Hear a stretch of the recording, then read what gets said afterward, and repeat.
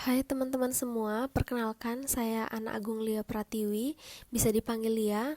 Saya mahasiswi profesi apoteker Fakultas Farmasi Universitas Sanata Dharma. Nah, pada kesempatan kali ini saya akan memberikan edukasi terkait bahaya dan upaya pencegahan penyalahgunaan narkoba kepada teman-teman di SMA Negeri Yogyakarta ini. Nah, apabila ada yang kurang jelas ketika saya presentasi, nanti pertanyaannya bisa dituliskan di kolom komentar di bawah ya. Oke, kita mulai. Adapun fakta permasalahan narkoba di Indonesia. Nah, menurut data BNN, prevalensi penyalahgunaan narkoba tahun 2019 ditemukan sebanyak 1,80%, angka prevalensi penyalahgunaan narkoba setahun terakhir pakai. Dan juga ditemukan 2,40% angka prevalensi penyalahgunaan narkoba pernah pakai. Nah, dari angka tersebut terlihat cukup tinggi ya dengan jumlah populasi penduduk di Indonesia pada tahun 2019 yaitu sebanyak 270,6 juta jiwa. Jadi 2,4%-nya ya sekitar 6,4 juta jiwa yang pernah menyalahgunakan narkoba gitu. Nah, kasus penyalahgunaan narkoba di Indonesia dari tahun ke tahun ini mengalami kenaikan. Jadi menurut BNN juga angka prevalensi penyalahgunaan narkoba di Indonesia pada tahun 2017 ditemukan sebesar 1,77%. Nah, jumlah prevalensi penyalahgunaan narkoba yang begitu tinggi mengakibatkan Indonesia, negara kita ini menjadi negara sasaran peredaran gelap narkoba. Oleh karena itu, penanganan permasalahan penyalahgunaan dan peredaran gelap narkoba ini memerlukan kerja keras dan juga keseriusan dari seluruh komponen masyarakat, baik bangsa maupun negara. Karena permasalahan yang dihadapi ini bukan permasalahan kecil yang bisa diselesaikan dengan satu orang gitu. Jadi kita harus sama-sama untuk membebaskan negara kita ini dari narkoba. Jadi terutama dimulai dari diri kita sendiri, kita harus bisa membebaskan diri kita dari penyalahgunaan narkoba seperti itu. Nah, berikut ini adalah prevalensi penyalahgunaan narkoba berdasarkan kelompok usia pada tahun 2019. Nah, dari persentase ini terlihat besarnya proporsi yang berusia 24-49 tahun menunjukkan bahwa penyalahgunaan narkoba mayoritas berusia produktif di sini. Nah, selanjutnya adalah prevalensi penyalahgunaan narkoba berdasarkan kegiatan utama. Dari gambar ini terlihat bahwa seorang pelajar yang pernah menggunakan narkoba itu sebanyak 1,5%, sedangkan yang setahun terakhir pakai itu ditemukan sebanyak 1,1%. Nah, korban penyalahgunaan narkoba di Indonesia ini bukan hanya pada orang dewasa ya, mahasiswa, tapi juga pelajar SMU, sampai pelajar setingkat SD pun loh. Nah, kaum remaja di sini menjadi salah satu kelompok yang paling rentan terhadap penyalahgunaan narkoba. Karena selain memiliki sifat yang dinamis, energik, selalu ingin tahu, mereka juga mudah putus asa dan mudah dipengaruhi oleh pengedar sehingga akan berakibat jatuh pada masalah penyalahgunaan narkoba ini. Sebenarnya apa sih narkoba itu? Jadi narkoba adalah singkatan dari narkotika dan obat atau bahan berbahaya, atau istilah lainnya itu disebut sebagai NAPSA. Nah, singkatan dari narkotika, psikotropika, dan zat adiktif lainnya. Nah, semua istilah ini baik narkoba maupun NAPSA ini mengacu pada kelompok senyawa yang umumnya memiliki risiko kecanduan bagi penggunanya, hingga akhirnya membuat kita terus-menerus untuk mengonsumsi narkoba dengan jumlah yang semakin banyak gitu.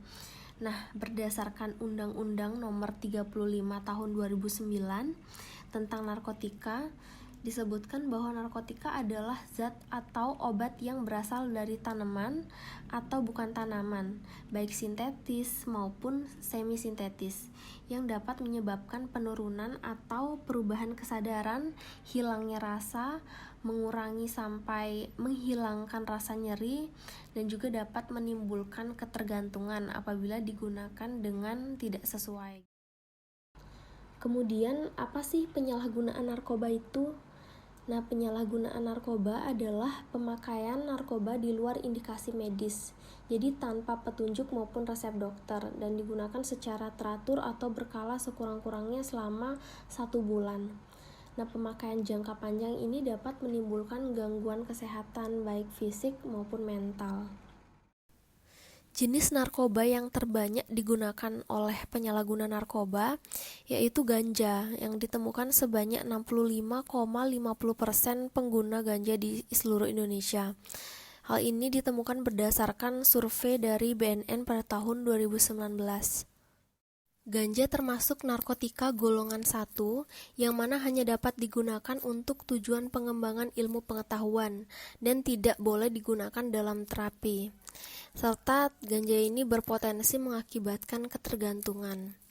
Selain itu, ganja juga termasuk dalam narkotika yang memiliki efek halusinasi, yang mana halusinasi ini dapat mengubah dan menyebabkan distorsi tentang persepsi, pikiran maupun lingkungan, sehingga mengarah pada peningkatan gangguan mental seperti itu. Ganja adalah tanaman perdu dengan nama latinnya yaitu Cannabis sativa. Nah, ganja juga memiliki bentuk daun yang menyerupai daun singkong yang tepinya bergerigi dan berbulu halus. Nah, ganja ini mengandung bahan kimia yang disebut dengan tetrahidrokannabiol atau THC. Nah, bahan ini bersifat toksik atau beracun dan dapat mempengaruhi suasana hati, penglihatan, dan juga pendengaran. Untuk penggunaannya, biasanya tanaman ganja ini dipotong-potong kecil-kecil, dikeringkan, dan juga dicampur dengan tembakau dan juga digulung menjadi. Nah, inilah alasan kenapa kita harus menghindari ganja. Jadi, ganja ini dapat mengganggu daya ingat dan juga dapat mempengaruhi fungsi kognitif, fungsi sistem reproduksi, organ jantung, paru-paru, kelenjar endokrin, dan juga dapat mengurangi daya tahan tubuh, sehingga dapat menyebabkan pemakainya itu mudah terinfeksi penyakit. Seperti situasi pada pandemi saat ini, penurunan daya tahan tubuh itu tentunya akan mengakibatkan tubuh menjadi lebih mudah terserang virus corona seperti itu. Jadi penyalahgunaan ganja ini sangat berbahaya untuk kesehatan kita. Kemudian ganja juga dapat menimbulkan ketergantungan psikis yang diikuti oleh kecanduan fisik dalam waktu yang lama. Kemudian ganja juga berisiko mengalami skizofrenia, itu seperti gangguan jiwa dengan peningkatan gejala seperti paranoid, berhalusinasi, depresi, dan juga ketakutan. Selain itu, ganja juga beresiko tinggi terhadap penyakit kanker paru-paru dan juga bronkitis kronis karena kadar tar dari ganja itu 50% lebih tinggi daripada rokok. Kita ketahui tar itu adalah senyawa yang berbahaya yang ada pada rokok. Nah, dengan demikian pengguna ganja ini biasanya akan mengalami efek seperti daya ingat jangka pendeknya yang berkurang, kemudian daya menilai menjadi kehilangan kendali dan keseimbangan, sehingga penggunanya jadi sulit untuk berkonsentrasi dalam melakukan hal apapun. Kemudian perubahan emosi atau perasaan kadang bisa tertawa terbahak-bahak, kemudian mendadak bisa berubah menjadi ketakutan. Hal ini karena efek dari senyawa THC yang ada di otaknya. Kemudian dengan dosis tinggi juga akan mengalami perasaan yang tidak tenang, ketakutan, dan halusinasi, apatis, depresi, kemudian kecemasan yang berlebihan, rasa panik, keseimbangan dan koordinasi tubuh yang buruk, jadi mengalami gangguan motorik gitu. Nah, hal ini dapat terjadi karena dampak dari kecanduan ganja ini akan dirasakan oleh otak kita, terutama otak bagian depan yang fungsinya itu mengatur gerakan, ucapan, perilaku, memori, emosi, dan juga kepribadian kita. Nah, seremnya lagi, fungsi otak kita ini belum tentu bisa pulih kembali gitu seperti semula walaupun kita sudah berhenti menggunakan ganja. Oleh karena itu kita harus membebaskan diri, harus benar-benar menghindari yang namanya ganja, begitu ya. Berikut ini adalah upaya pencegahan penyalahgunaan narkoba yang dapat dilakukan oleh remaja SMA. Yang pertama yaitu mengenal diri sendiri. Nah, dengan mengetahui siapa dirinya, berarti ia akan dapat lebih mudah mengarahkan perilakunya untuk mencapai tujuan hidupnya. Dengan kata lain, apabila ia tidak jelas dengan dirinya sendiri, dia akan sulit juga mengarahkan perilaku dan tujuan hidupnya. Nah, jadi menyadari dan mengenal siapa diri dia sebenarnya itu berarti mengetahui juga seluruh kelemahan dan juga kekuatan dan juga cita-cita yang akan dia capai, seperti itu. Yang kedua adalah terampil meningkatkan percaya diri. Tujuannya adalah agar seseorang itu mampu menolak tekanan atau pengaruh sesama. Ia juga perlu meningkatkan kepercayaan dirinya. Dengan demikian, seseorang akan memperoleh banyak manfaat seperti lebih mudah mengatasi masalah, meningkatkan hubungan antar sesama, mengurangi kecemasan atau ketegangan, dan juga meningkatkan harga diri. Yang ketiga adalah terampil berkomunikasi. Nah, sebagai makhluk sosial, manusia tentu selalu berkomunikasi dengan sesamanya.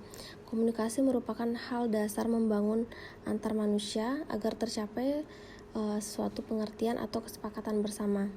Oleh karena itu, dalam berkomunikasi tidak saja diperlukan kemampuan berbicara, tetapi juga keterampilan dan kepekaan untuk mengamati keadaan orang lain agar berkomunikasi bersifat timbal balik. Dengan demikian terjadi dialog sehingga tercapai saling pengertian.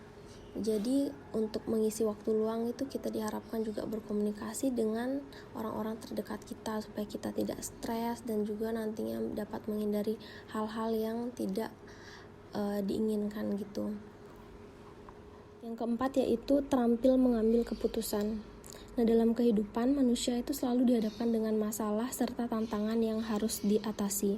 Keputusan yang tepat dan bijaksana memerlukan sebuah keterampilan dalam pengambilan keputusan. Nah, keterampilan pengambilan keputusan ini sangat diperlukan oleh anak remaja yang sedang menghadapi berbagai tantangan dan masalah, termasuk juga masalah penyalahgunaan narkoba. Yang kelima adalah terampil menolak tawaran narkoba. Nah, anak remaja ini perlu memiliki keberanian untuk berdiri teguh dalam sikap dan keyakinannya, terutama jika menghadapi teman yang memintanya untuk menuruti apa yang dikehendakinya. Persiapkan mental untuk menolak jika ditawarkan, dan kuatkanlah tekadmu untuk menolaknya. Nah, anak remaja ini perlu menyadari bahwa teman sejati adalah mereka yang menginginkan setiap orang menjadi dirinya sendiri. Perlu diingat itu, dan juga kita harus belajar untuk berkata tidak selalu iya gitu. Yang keenam adalah terampil sebagai agen pencegahan penyalahgunaan narkoba. Nah, remaja bukan hanya objek, tetapi juga sebagai subjek dalam pencegahan penyalahgunaan narkoba. Oleh karena itu, remaja harus terlibat aktif dalam upayanya di sekolah dan juga di lingkungan sebagai agen pencegahan penyalahgunaan narkoba. Nah, jadi tugas remaja ini sebagai agen penyalahgunaan narkoba bisa dengan membentuk kelompok remaja anti narkoba yang menciptakan pola hidup sehat serta produktif, kemudian menjadi contoh yang positif bagi anak remaja, melaksanakan kegiatan alternatif atau positif, kemudian mendukung masyarakat untuk menciptakan lingkungan yang bebas narkoba, membantu teman yang mempunyai masalah narkoba untuk mencari pertolongan atau solusi, kemudian membantu menolong remaja lain menghindari penyalahgunaan narkoba, dan mendorong mereka untuk menolak tawaran penyalahgunaan. Dan juga dapat dilakukan melalui kegiatan penyuluhan. Yang ketujuh adalah hidup sehat. Anak-anak muda adalah generasi penerus bangsa dan aset bangsa yang sangat berharga. Negara ini memerlukan generasi muda yang sehat, tumbuh berkembang menjadi manusia dewasa yang sehat. Nah, orang yang sehat ini tentunya akan memiliki banyak peluang dalam kehidupan dibandingkan dengan orang yang sakit. Nah, gaya hidup sehat serta kepribadian yang sehat ini merupakan senjata dalam perang melawan narkoba bagi anak remaja. Jadi pola hidup sehat yang penting dilakukan ini oleh siapapun meliputi makan makanan yang bergizi, sehat, kemudian olahraga secara teratur, kemudian istirahat yang cukup, dan juga memeriksakan kesehatannya secara rutin. Yang kedelapan adalah memperkuat iman kepada Tuhan. Iman yang kuat, takwa kepada Tuhan, dan taat beribadah dapat mencegah berbagai perilaku kenakalan remaja, termasuk masalah penyalahgunaan narkoba. Konsensus menyatakan bahwa remaja yang berkomitmen terhadap kepercayaannya itu lemah atau kurang mempunyai risiko 4 kali lebih besar untuk cenderung menyalahgunakan narkoba dibandingkan dengan remaja yang berkomitmen pada agamanya itu kuat. Dengan demikian, dengan melakukan hal-hal yang sudah disebutkan sebelumnya, melakukan hal-hal yang positif, maka harapannya para remaja itu tidak akan terjerumus pada penyalahgunaan narkoba.